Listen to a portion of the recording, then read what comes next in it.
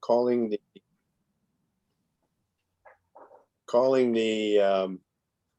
meeting of the Gig Harbor Planning Commission to order at 5:06 p.m. on June 17th. So welcome to everybody. First thing we'll do is have a roll call. John Krasik. Here. Amanda Bennett. Here. Larry Bradbury. Here. Robert Soltis. Here. And I'm Greg Hooksma. And with the city, we have Carl DeSimas. Here. And Michelle Thomas, who is present but on the phone at the moment. So first order of business is approval of the minutes from our last meeting. If anyone doesn't have any corrections or comments noted, I am open to entertaining a motion to approve those minutes. So moved. Second. All those in favor say aye. Aye. Aye. That's a unanimous aye. Commissioner Brown is logging in now. He thought it started at 5:30. Okay. All right. Well, we will give him a moment then. Agenda item number one, I will note while he's logging in, the 16-minute video has become overcome by events, as we say in the Navy, OBE. So thank you everybody for getting that done and getting your certificates turned in. And then the second item is that per the bylaws that guide the Planning Commission, Article 3, Section 1, the second meeting in June of every year, we are required to nominate and elect officers for the next year. So those positions are only held on an annual basis. Currently, I have been elected as the chair and John Krasik has been the vice chair over the past year. So I will open the floor for nominations for the position first of chair. Greg, you've done an excellent job as chair, and I would like to nominate you for another one-year term. I'll second that. Thank you. I appreciate that comment. Are there any other nominations? Okay. So I will abstain from voting. So it feels a bit odd, but all those in favor say aye. Aye. Aye. Any opposed, say nay. Okay, the motion passes. Thank you for your confidence. And I look forward to working with you all over the course of the next year. Okay, the next position is to elect a vice chair for the coming year. So I will open the floor for nominations for vice chair. I move to continue to have John Krasik as our vice chair. He has also done a fabulous job over the last year. I'd second that. I am open for other nominations. I should say the floor is open. Hearing no other nominations, I would submit for a vote John Krasik as vice chair of the Planning Commission. All those in favor say aye. Aye. Aye. Any opposed, say nay. And for the record, I abstained. All right, thank you, John. Well, congratulations, John, and I Thank appreciate you. your support over the past year as well. Okay, moving right along. The urban growth area analysis is the next item on our agenda, and Carl DeSimas, that looks like your name next to that. Thank you, Chair. Yep, that is my name next to it. Appreciate that. And if I could, again, just remind everyone to mute their microphones so we don't get background interference. So as we've discussed in the past a little bit, I think I've told the commission that we have entered into a contract with a consultant from Seattle known as Burke. consultants, and they are working with us on a UGA analysis. So it's going to be an analysis of our urban growth area in order to create a report that would help us prioritize potential annexation areas. And I am going to bring up, I had these out of order.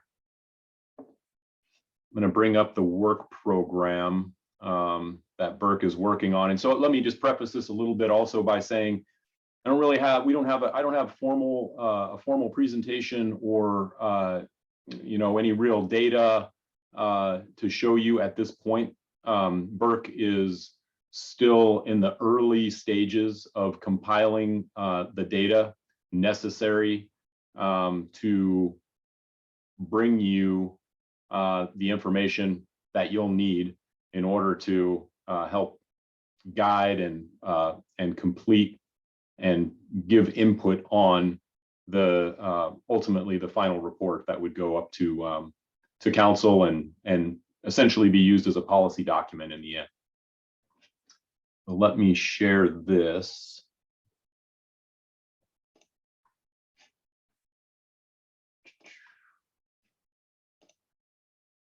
Can everybody see that okay? Good. So this is the project work plan as it stands today. And you'll note that the dates are a little bit out of whack, and that's partly because it took us a little bit of time to get the contract together, after we go through releasing the RFP and going through that process, and then getting a contract banged out with the consultant, and then getting that to council. That takes a little bit of time. So these dates are a little bit off, but we're in the ballpark anyway.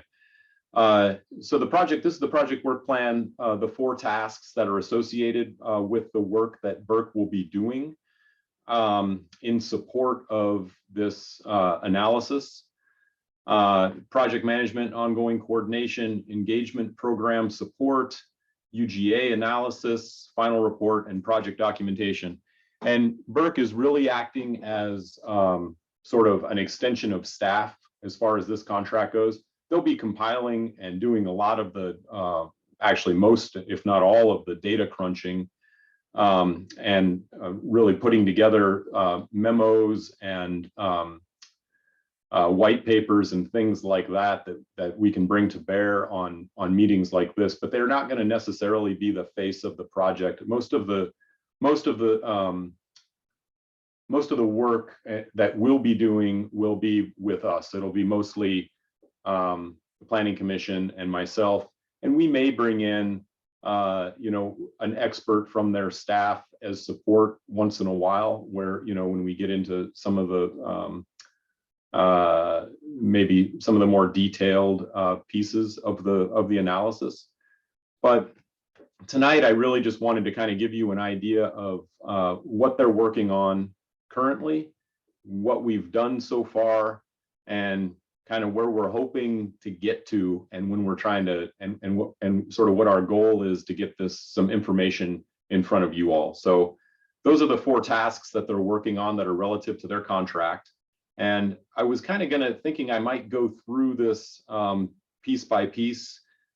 I don't know that that's necessary unless the commissioners are interested in going through each task and seeing the bullet points under each.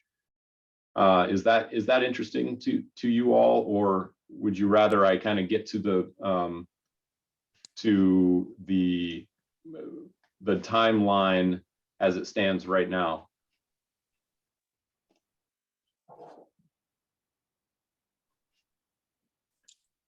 If there's no preference, I'll just go to the timeline because I think that's more interesting. Yeah, Carl, why don't we do this? Why don't you just do that, and then maybe you could send us this presentation if people want to dig into it backwards. Then they can see some more of the background detail. That's a great idea, Chair. And I had some other documents that I was going to send to the Planning Commission. I'll sort of present what they are tonight, and then I was going to send those documents to Planning Commission. So that's a great idea. I'll add this to that list.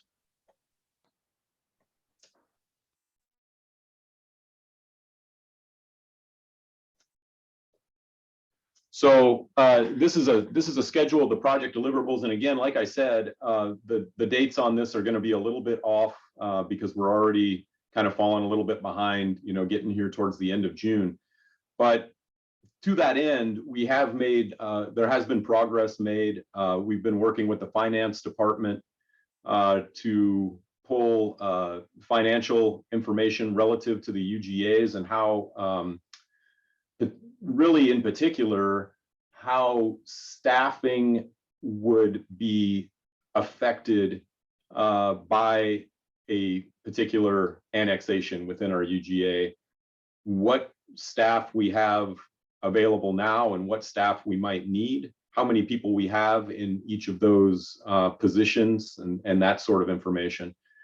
We've also just had a meeting today with the city engineer, which is really getting into some of the meat and potatoes of annexation and the fiscal analysis that is really one of the most important pieces associated with this analysis, where we discussed the costs of road maintenance, the costs of stormwater and sewer infrastructure extension, stormwater maintenance, for instance, when and if we were to annex an area that has a stormwater pond associated with a subdivision that is currently, let's say, under the purview, under the maintenance purview of the county, then the city would be assuming operations and maintenance of that stormwater pond and infrastructure, and what are costs associated with that maintenance. So it's details like that that we're kind of trying to, at the moment, trying to cull together into sort of a memo that would have that analysis associated with it. That memo would probably be somewhere in here in July. It likely is slipping more into August at this point, but we're really hoping to try and start engaging the Planning Commission with this information maybe by July 15th with sort of a, it won't be getting into the actual fiscal analysis or fiscal impacts at that point, but we would like to bring back to the commission sort of a presentation on what the urban growth area is, sort of starting at the kind of the basic level of what an urban growth area is and how annexation actually works in the state of Washington. So that's our initial goal, is to get that conversation kind of going with the commissioners and start getting some feedback on what we think we know or what we don't know about those items, and sort of helping Burke craft what that outreach is going to look like and what those presentations will look like when we do get into the fiscal impacts of annexation and actually get into what exists in the UGAs currently. So the idea here is that the public process will really be running through the Planning Commission. So we're going to have some outreach relative to using our website for information for people who are interested. There might be some kind of a blast that goes out to the public to let them know that this is going on.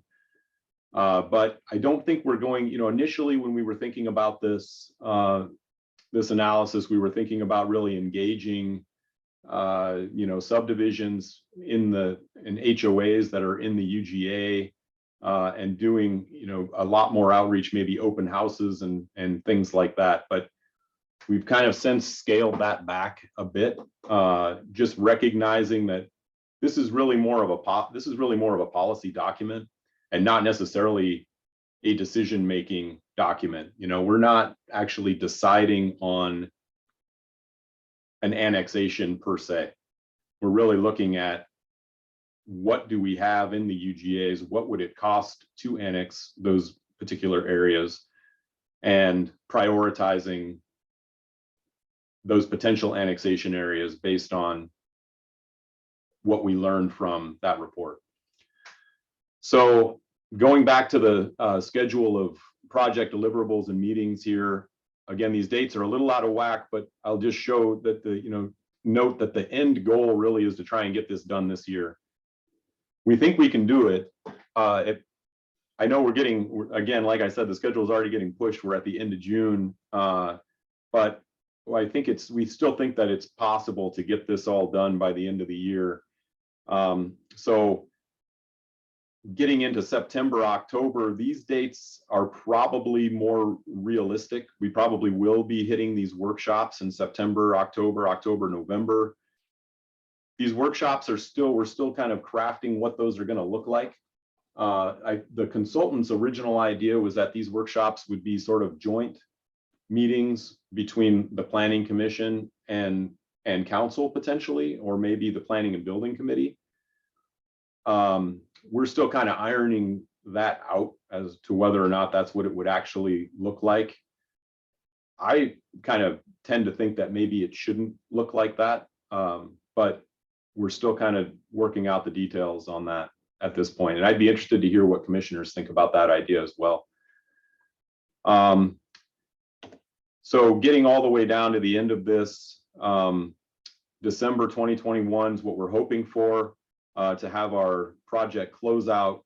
So we're really hoping that we have sometime in November, December, we have kind of a final report document that we feel good about. That would be a public document, be policy guidance that will help us, particularly help us a lot in the upcoming comprehensive plan update for 2024. So this will lay a lot of groundwork for the work that we have to do there. So two additional items that I wanted to point out, and these are the documents that I will share, that I'll send links out to the commissioners for, as well as this contract information here. And that is a guidebook that is put out by the Department of Commerce. This is a little dated, I think it's 2012, but it still has good information in it. And this would be something good for commissioners if you're interested to peruse through. Of course, not reading it verbatim, but I think it offers a lot of really good information in here about how, what a UGA is, how we review them, update them, and how they fit into the regional growth strategy and comprehensive planning in the state of Washington in general. So very, very good information in this. And the other document that I'm going to send out to commissioners, and I have to switch my sharing screen here for this one. Bear with me one moment.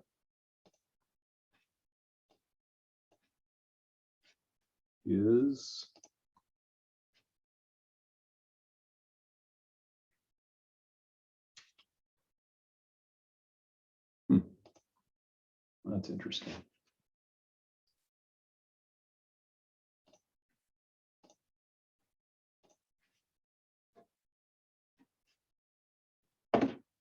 Sorry.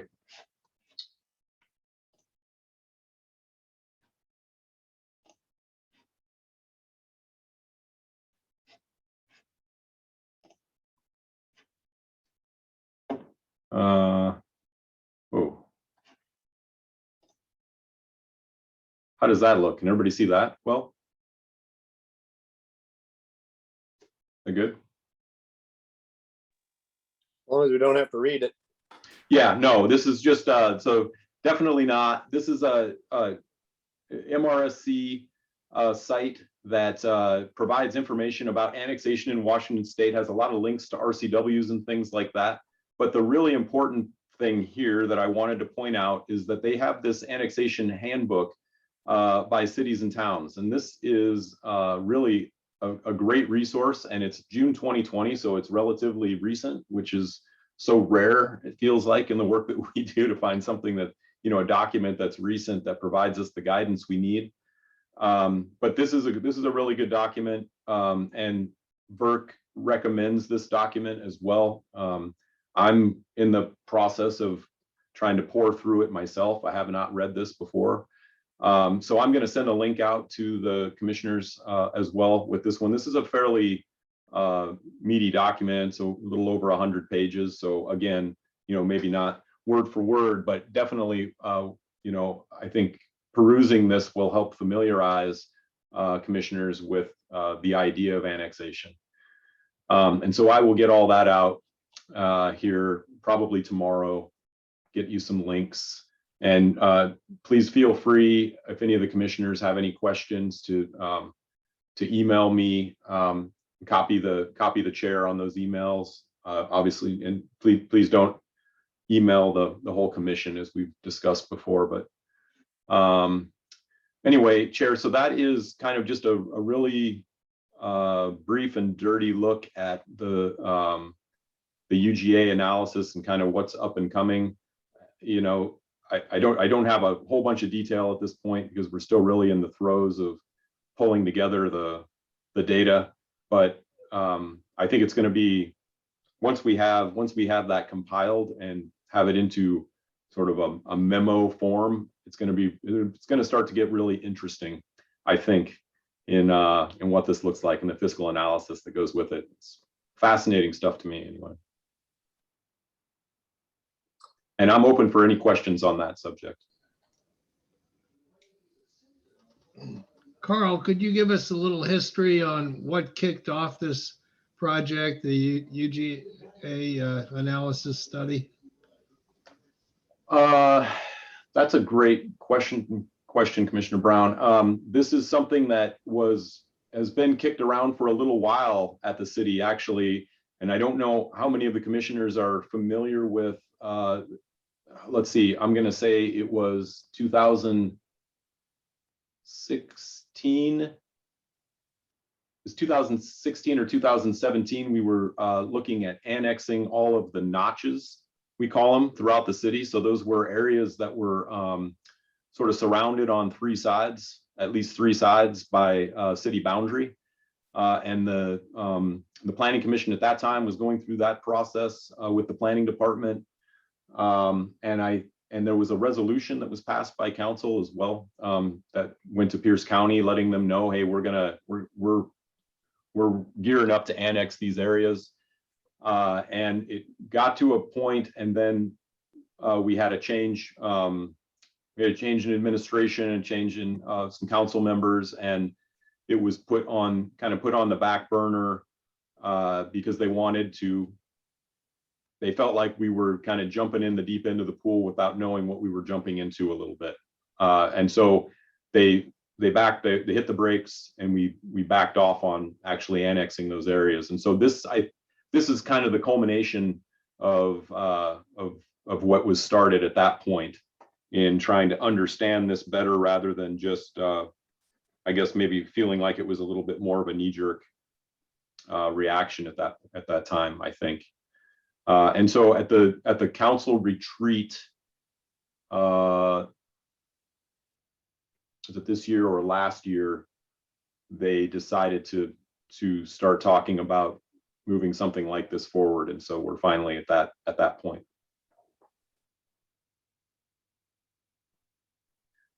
Carl, has there been a previous annexation or two that I'm relatively new to the community? Have they gone through this whole process prior to not the notches, but even before that? You mean annexing areas in the Yeah. past? Mhm. Yeah, we have gone through quite a few annexations over the years. Yeah, I couldn't. We haven't done an area, a large annexation in a long time. I'm going to say the most recent was probably the West Side annexation. That would have brought in the area over by Uptown. That area, that was all annexed in at some point. Carl, did you do a full-blown analysis at that time of that area? Yeah, there would have been some analysis done. It was done quite a while ago, and so I don't know what they looked at exactly. But yeah, there would have been some analysis done. There would have been sort of a census done of the, number of people living there. That's usually done actually after the fact, but yeah, there would have been some fiscal analysis associated with bringing that into the city.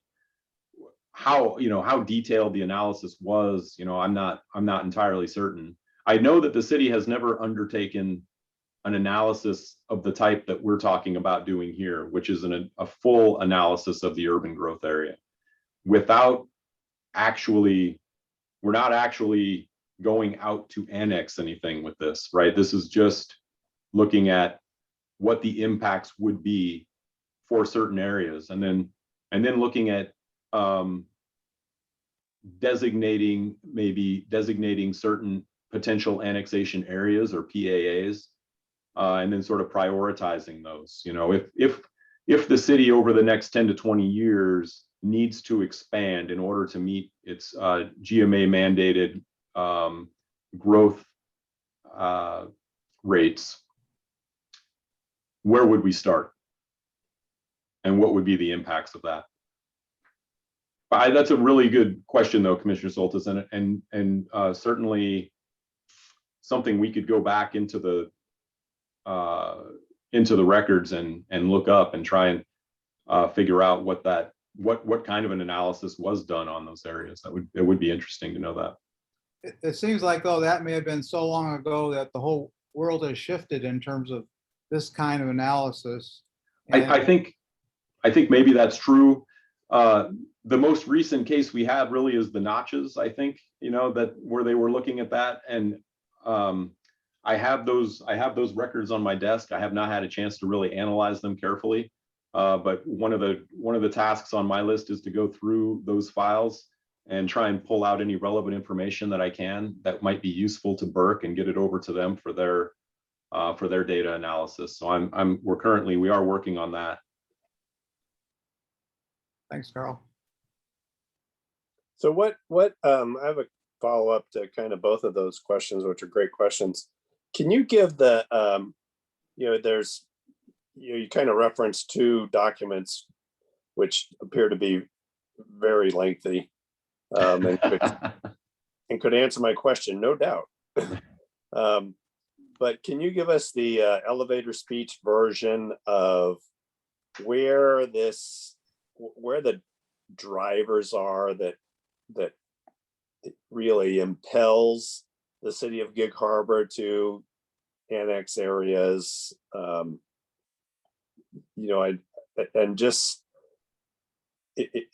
is there any way for you to give us a condensed version just to let everyone know what drives all of this other than the Growth Management Act? Well, taxes, I suppose, is that's one of the big ones, right? To grow the tax base. That's a big one, and probably I would say that's maybe the main driver, but it's not the only driver. I mean, oftentimes annexations happen because those areas want to be annexed by the city. And I would say that's probably usually the case. I'd say that's probably more typical that happens than it is that a city actually grows or wants to gobble up those areas, because it's a big cost to cities to annex areas, especially when we're talking about large areas, because there's certain levels of service that the city is required to maintain. Parks, utilities, police is a big one. You have to have so many police officers per capita.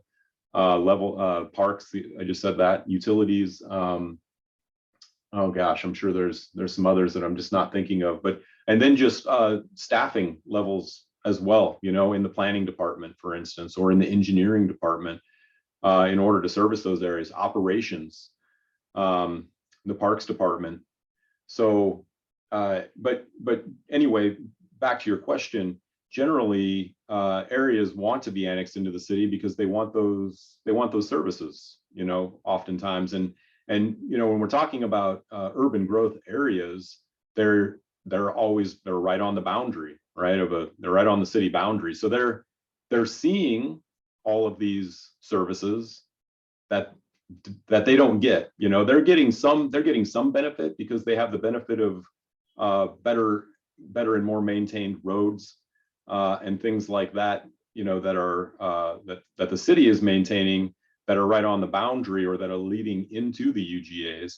But once you get into the UGA, you know, you might be hitting a local road that hasn't been maintained in years. So, you know, it just depends. But, you know, police and fire services for sure. And also code enforcement is one that you hear a lot about in these areas that want to annex. They don't have, you know, when you get out into Pierce County, there's only so many code enforcement officers for a really broad area out there. And so here you're going to get, you know, you have more focus on actually maintaining and enforcing those laws. So there's a lot of benefit, although, you know, also their taxes are going to increase. You're going to pay for those services, right? So it's a balancing act from that perspective. The other thing I would say to answer your question is that oftentimes there are commercial areas that are in UGAs, or areas that have just kind of started to urbanize, that, you know, from a GMA standpoint should be in the city and not in an unincorporated county. And therefore you will get situations where a county will start to pressure or put some pressure on the municipality to annex those areas. And commercial areas are beneficial to a city. I mean, oftentimes, especially in cities of our size, typically, now we're not one of those cities that has this issue, but oftentimes cities of our size don't have a lot of commercial area. They don't have a lot of employment.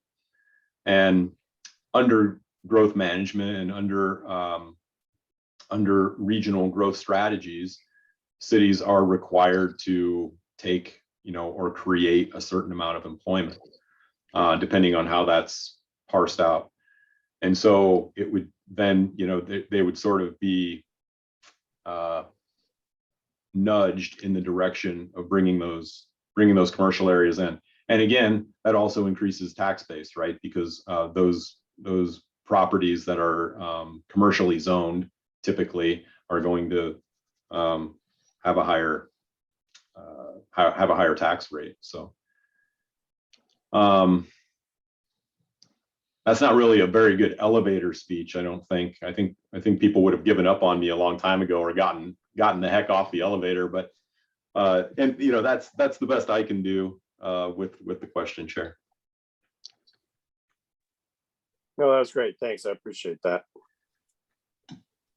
Any other questions? Yeah. Carol, you mentioned, Go ahead, John. Carl, you mentioned about code enforcement. Would the code enforcement in, or the codes for nuisance ordinances and the like in the city be stricter than that in the county?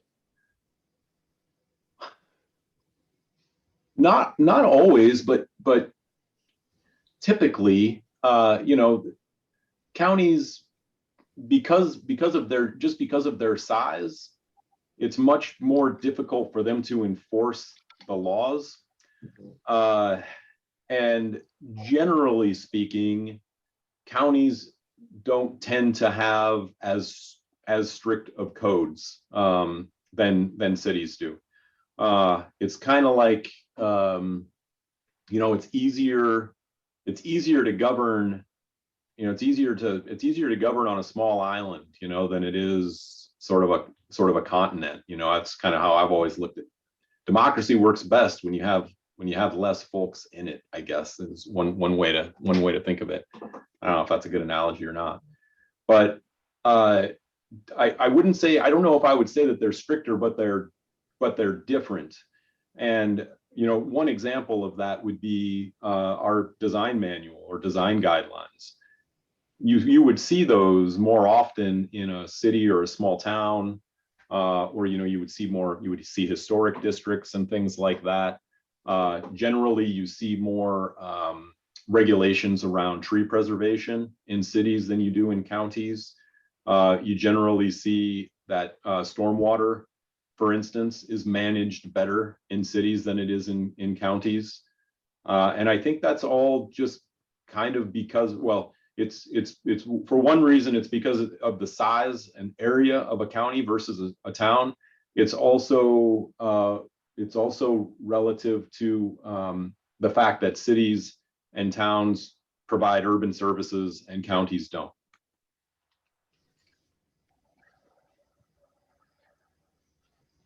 Carl, will the Burke study include a financial analysis? That is, an analysis of projected tax revenue income versus expense? It absolutely will, Commissioner Brown. Yeah, that's one of the major components of this analysis. And so, you know, that I think that will be, I imagine that will be one of the big factors as far as, you know, prioritizing potential annexation areas goes. And that's a good segue into that idea of prioritization of PAAs. You know, we when I say we, I mean staff and planning commission will likely be will likely get into the throes of kind of coming up with that criteria. What does that, what is that criteria for prioritizing potential annexation areas? And, you know, the report, I think, will lay the groundwork for that.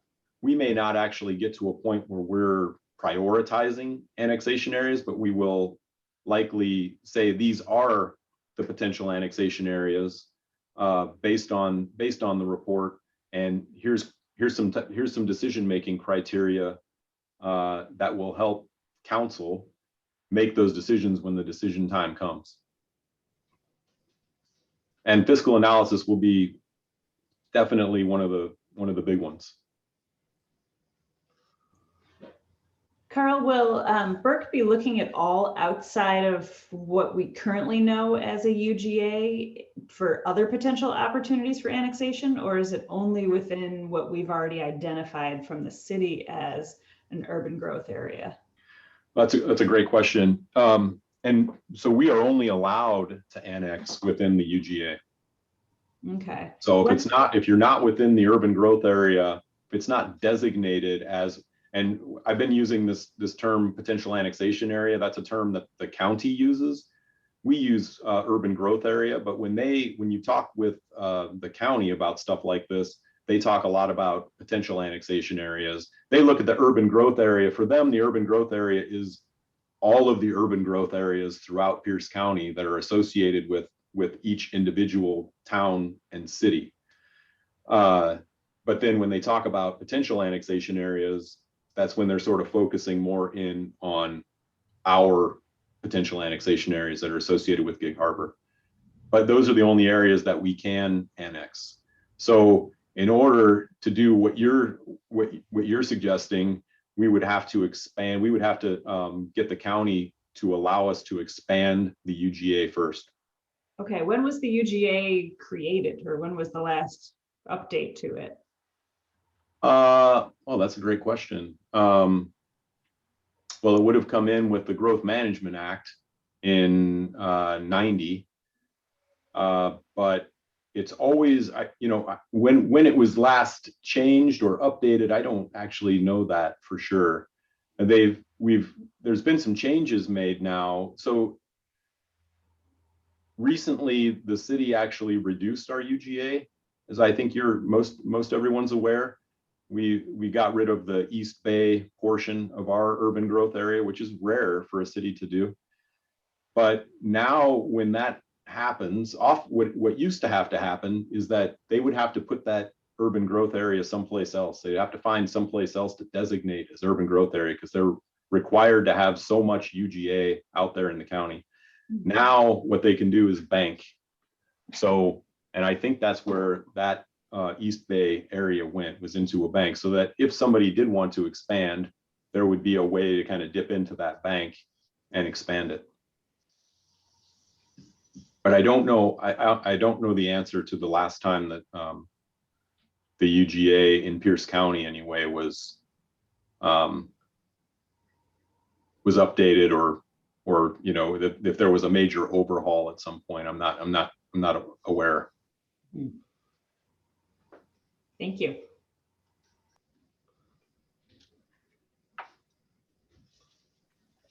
John, you started to ask the question earlier. Did somebody else ask your same question? No, I got my question in there, Greg. Thanks.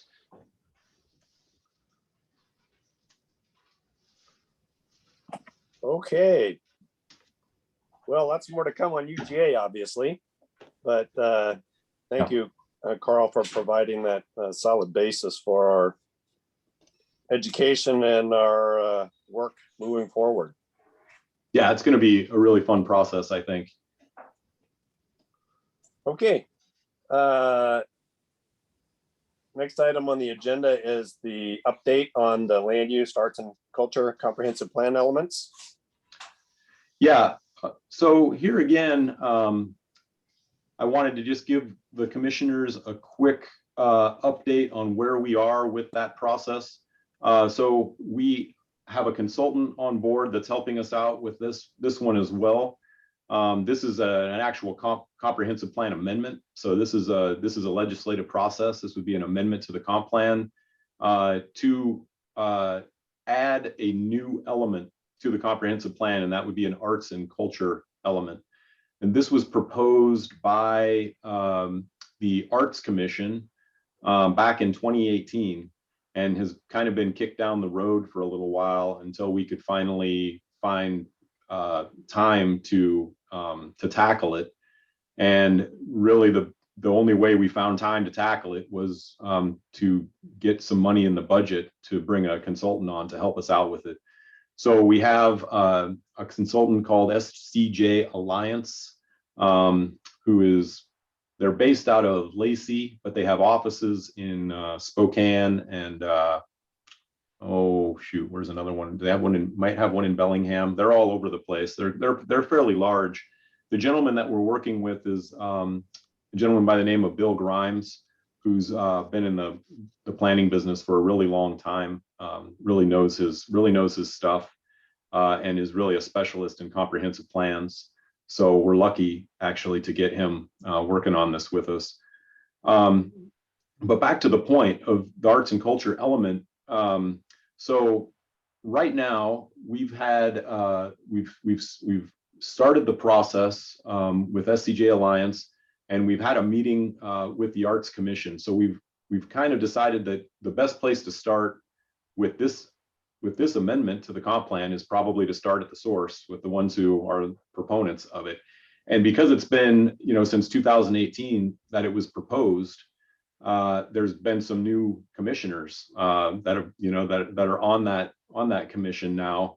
And so they may have some other ideas. And so what we've done is gone back to the Arts Commission. At this point, our consultant is doing some interviews with folks who were on the steering committee when this element was drafted, to kind of get their take on what they were thinking at the time, what the impetus was, what they would like to see come out of this, and then talk to some of the newer commissioners and get the same sort of information from them, in hopes that we can, and I'm going to share my screen again here.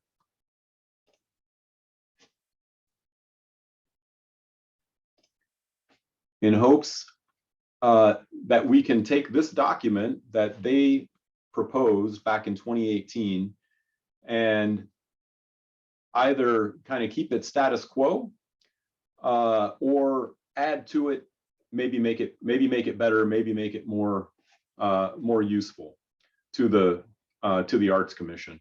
The Arts Commission, they don't have a lot of guidance on what they do for the city. There's a chapter in the Gig Harbor Municipal Code that kind of gives them, it formalizes them as a commission, much like the Planning Commission. But their role in what they do, I think, doesn't have a lot of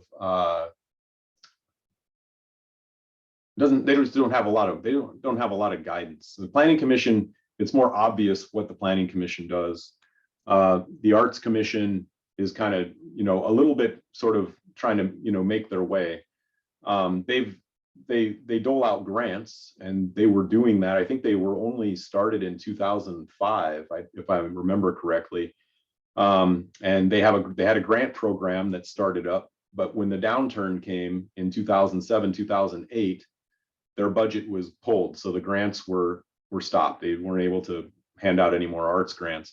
They've just now recently started doing that again, and so there's energy there, and they're really motivated to kind of get a little more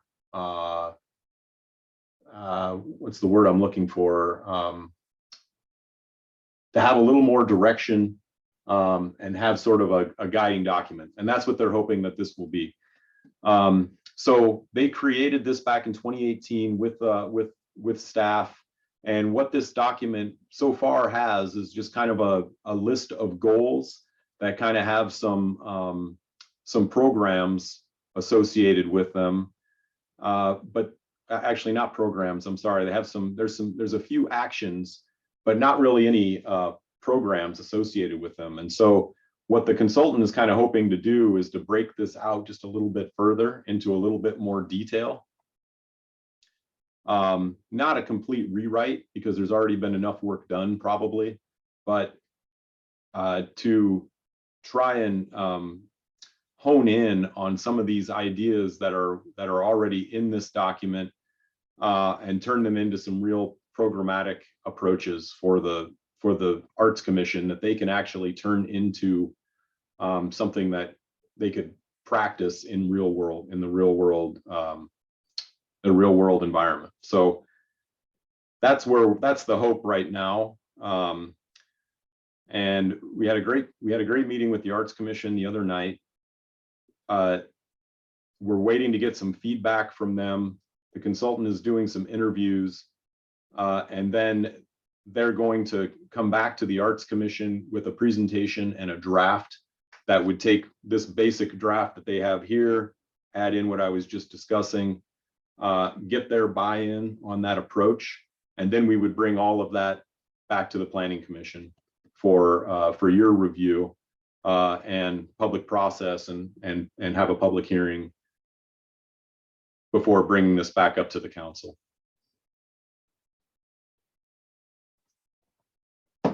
That's pretty much all I have on that one, Chair.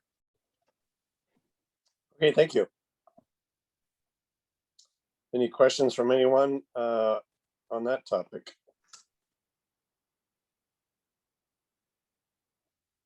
If not, we shall move on to other business.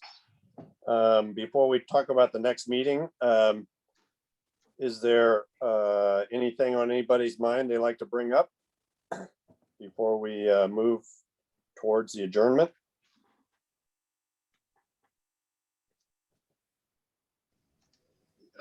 Yes, Chair, I'd like to get a sense of what the process is for proposing items for our agenda. How might a commissioner best submit an item for a meeting agenda? Well, let me take a stab at that, Carl and Michelle, and if I'm off base, you can let me know. I think the best process would be to send an email to the city staff and say, I would like to have this topic, that put this topic on the next meeting agenda, and then they could then add that at their discretion, or have a discussion back and forth with you about the appropriateness of it or not. And then that would be, I think, the most straightforward way. Or I suppose we could, have a discussion here now, anytime that we have a meeting in session, to ensure that as we all know from our recent training, that we don't step out of bounds of the Open Meetings Act. But in general, I think that, well, anyway, what's your guidance on that, Carl? Yeah, I think that's right, Chair. I think that it could be done either way. I think it probably is maybe more proper to bring it up at a meeting like this. Let commissioners weigh in on whether that is a topic that you would like to pursue or discuss. And we did have that discussion about subcommittees at one point as well. If there were topics that the commission was interested in studying, that I think at the commission's discretion, you can form subcommittees to study a particular topic. And I suppose depending on what it was or where you wanted it to go, you could then make recommendations to council on making formal changes or formal legislation around whatever that topic is. I think that would be proper. If that's what you're asking, Commissioner Brown, if I'm getting to the point there, or if I'm missing the point, please correct me. No, I appreciate the answers. I think they answer my question. Okay. So is there something right now that you wanted to suggest for our next agenda? No, I'm not prepared to suggest anything right now. I want to consider it a little bit more. Okay. All right. Well, thanks for asking the question. Okay. Any other business questions, comments, wise or otherwise, from the rest of the commissioners? Is All right, let's everybody talk- able to attend July 1st? I am not. Yes. I will not be in town on July 1st. I'll probably be driving in the car. 2 no's, 1 yes. And I think Commissioner Griner said she would be back by then. Is that The correct? 28th, because she's returning. Yeah. So, so that would leave 2 commissioners. We would still have a quorum. Yep. So, I'd be at a beautiful resort, but my dedication to the commission is so great that I will actually call in. you're a beautiful guy, Bob.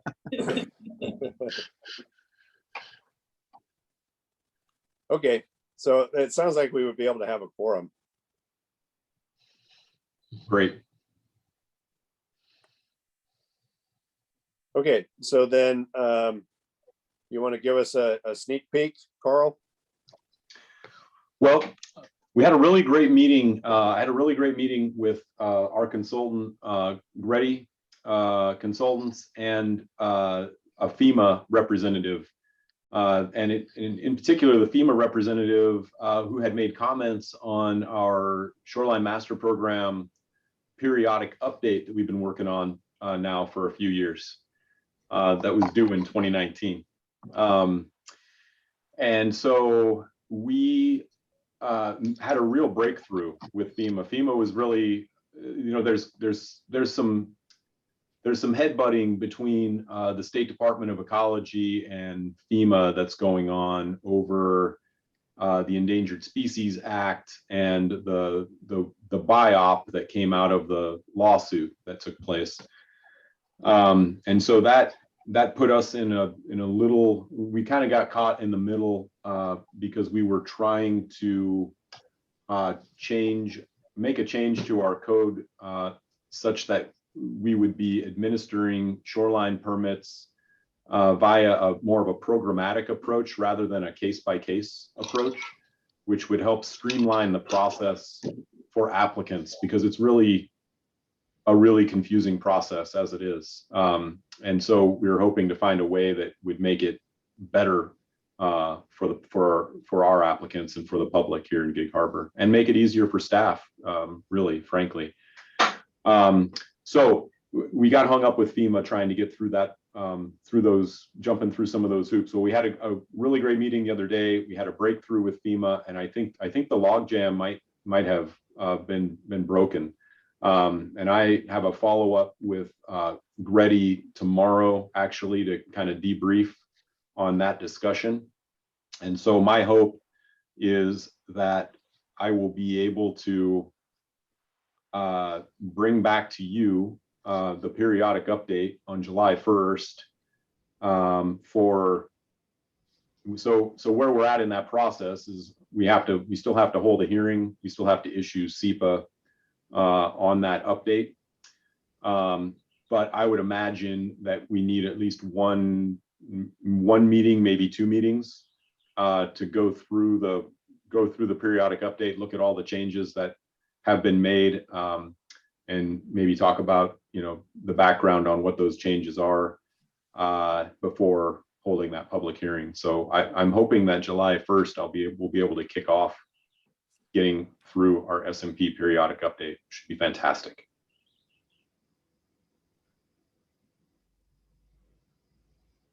All right, thanks. And just some follow-up for y'all.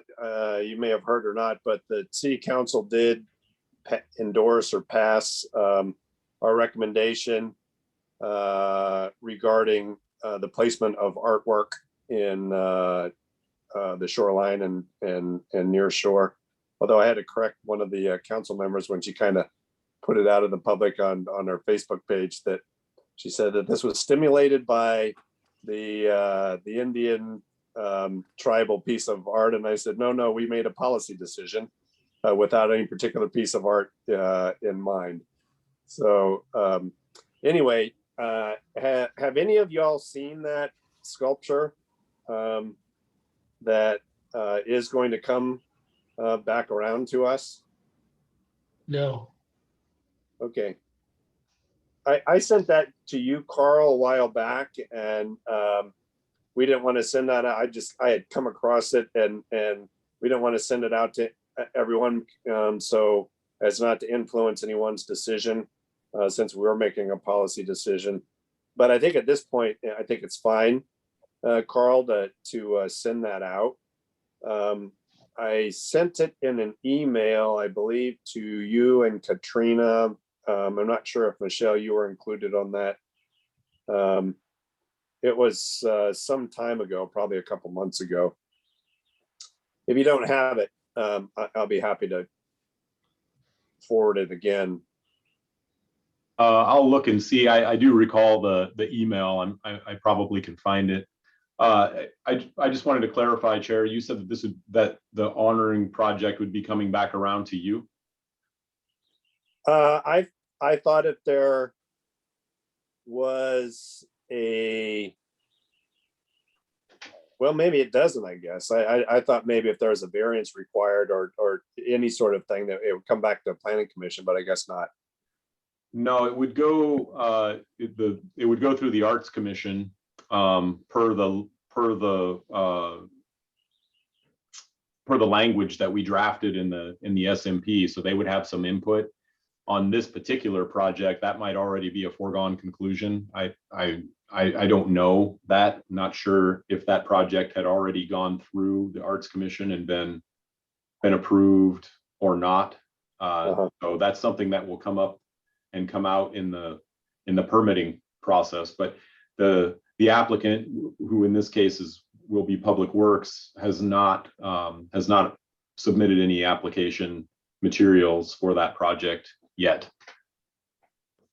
Yeah, I found it interesting that in some of the paperwork we saw that I'm not exactly sure what the name of the group was, but it was an Indian tribal group that actually did, I don't want to say push back, but provided a caution about the placement of those sorts of things in potentially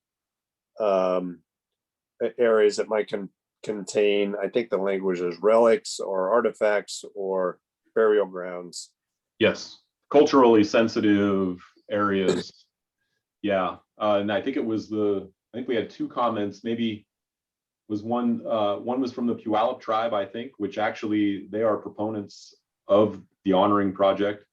And I think the other was the Sklalams, if I'm saying that correctly. Uh, I don't think I am saying it right. Okay. Well, anyway, nice work on that. Thanks again to everyone for getting the certification training done and your certificates into Michelle. So we're all good to go for 4 years. So, and then the last thing for me is that there is a vacancy pending on on this commission. And so we will be doing interviews on Monday. I'm privileged to be invited to not participate in those, but to be as a bystander and then provide input to the council members that make those recommendations to the full council. So that's going to happen Monday. The vacancy is John Krasik's current term is coming to an end. And I was happy to see that he is one of the folks that has put in an application to fill that vacancy. So Good luck, John. Thank you very much. okay. Well, floor is open for motions. I move we adjourn. Second that? Okay, all those in favor of meeting adjournment, say aye. Aye. Aye. Anyway, that's passed unanimously. So the meeting of the Planning Commission adjourned at 6:09 p.m. on Thursday, June 17th. Thanks, everybody.